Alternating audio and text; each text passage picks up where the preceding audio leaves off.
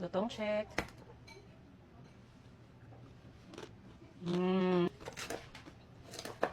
Mainit. OMG, sapa, men.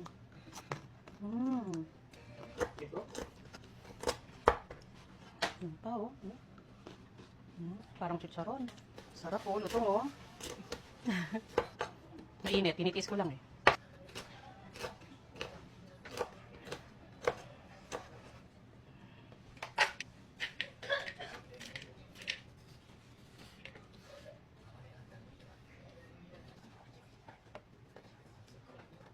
This is optional, ginger, huwag kayo magagalit. Sorry na. Optional ulit, siling verde, trip ko lang. Ito na yung sauce na ginawa natin kanina. Pero hindi mo na natin bubuhos lahat. Sa mga ayaw ng utak, pwede kayong gumamit ng mayonnaise para magkaroon ng creamy na lasa and texture. Nekos na natin insan.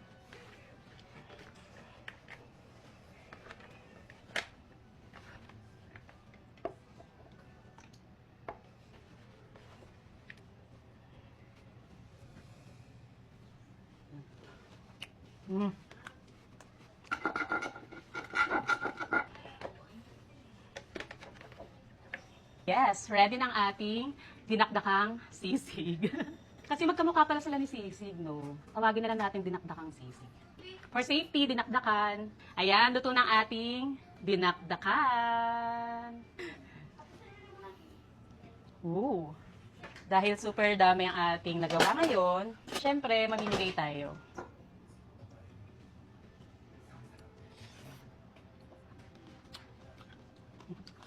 Sakto rin timpla. Ang sarap ng pagka-creamy ng utak. Sarap din ng liver.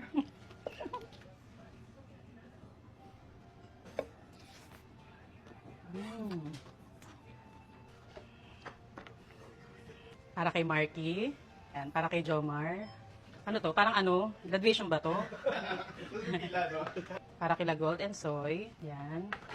Ito sa parents ko kahit bawal. Okay na ito. Huwag natin dagdagan. Minsanan lang naman. Huwag niyo ko sisihan, ha. Pag may biglang tumaas, ha. Ito kila ate. Dalawa kila ate.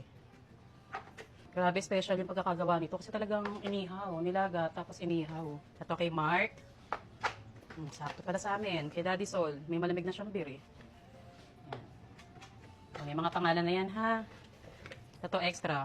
So, tama na timplihin nyo muna yung sauce. Tapos huwag nyo ibubuhos lahat para nasasakto nyo lang yung lagay ng mismong sauce. Hindi sobra-sobra. Yung marigaring dito. Ito kay Beshi. Love you.